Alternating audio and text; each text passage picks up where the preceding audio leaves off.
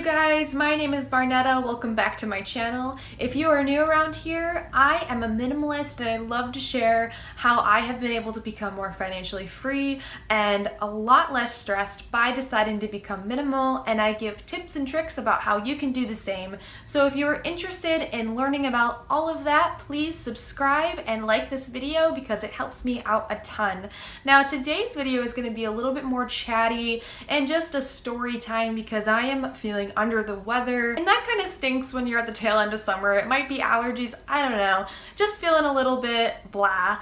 But today I'm going to be talking about how I haven't owned a car in about 5 years, maybe like 4.5, and how it has really changed my life in so many ways. So before I get into that, I just want to say how I am a practical minimalist, and if you've been with me for a while along this journey, you know what that means. But if you're new, it means that I pick and choose how to bring minimalism into my lifestyle to fit what makes me happy, because I believe that we are on this earth to be happy and not deprive ourselves of things just so we can call ourselves minimal. And for me, I have an apartment and I'm not really into having one of everything, but I am into deciding consciously what I can let go of, and a car has been one of those things. Basically, the long story short is that a tree fell on it, and when it fell on it, I was a broke college kid, so I didn't have the money to fix it. My parents did let me borrow their car as I wrapped up my undergrad, but when I moved back, I only had the car for about like 5 months after we scraped enough money to fix it. But it started getting more issues, and we decided that it would just be better for me to sell the car and save that money than for us to throw money into a money pit, basically. So my fiance has had a car this whole time, but I have not had access to a car during the week, the work week. So this video is really about how I've made that work. I live in a relatively small city, but we do have a decent bus program, and that is pretty much how I've been able to not have a car recently since moving away from home, and it's been really wonderful. I never thought I would know how to read a bus schedule or be able to just like be very independent. Even if my fiance goes out of town, I can take the bus and go to the grocery store.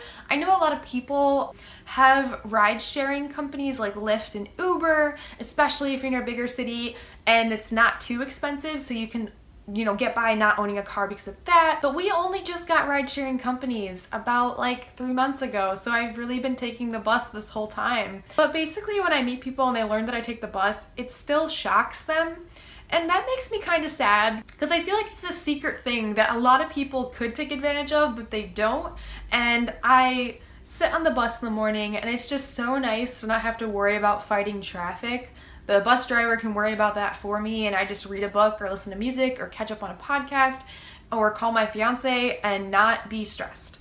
And that alone has been a huge positive impact for me. And I would say the other positive impact of not owning a car personally has been the financial reasons. I've been able to save about like $8,000 in about 8 months because I haven't been having to pour money into the upkeep of a car, and that has been really liberating and really exciting. And the reason I'm sharing this with you guys is not so I can say, hey, you shouldn't own a car. It's all about how you can make a conscious decision to minimize whatever aspects of your life make sense. Now, if you are parents and you have a whole family, I know it's not really in your best interest to have only one vehicle, because if something happened, like your kid didn't feel well, it's good for both parents to be able to go pick up the kid whenever they can and take care of them. But we're in a place right now where we don't have children. We do plan to have kids eventually, so I can't promise and say, hey, I won't have a car in like 2 to 3 years. I probably will if we have kids especially.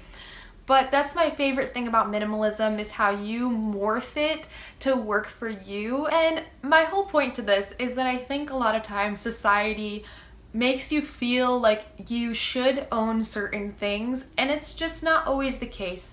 If it's not a car, it's something else that you can give up that you have been kind of conditioned to think that you need. You don't necessarily need all these things. If it's not a car, maybe you have like 4 TVs in your house and you really only need one. Or if it's not a TV, maybe it's cable. Maybe you pay for cable and you barely watch it. You have like 500 or more channels and you maybe watch one of them that you could get on just the general free cable network or even on YouTube. There's just a lot of things that I think that we have because we have them, because everyone has them. And I know for a lot of people, not having a car is extreme.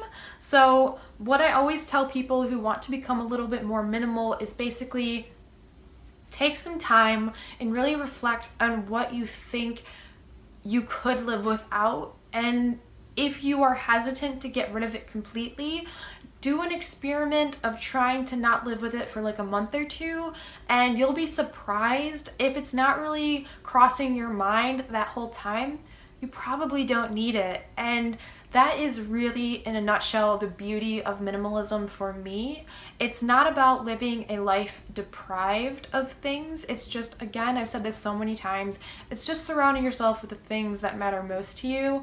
And in that process, you're gonna see some really unexpected positive outcomes. And for me, it's been being able to have more money, being able to be less stressed.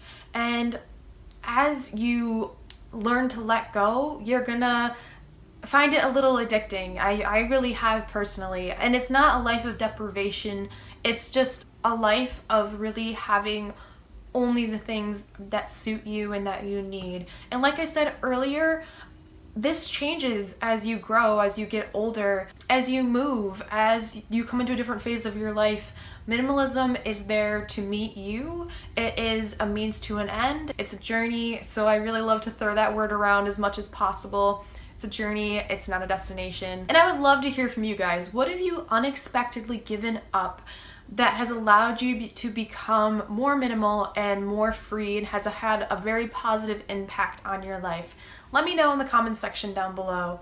Thank you guys so much for watching, and until the next time, remember that there is no one like you. You are loved and you are beautiful inside and out. Please remember to like and subscribe. I will see you later. Bye!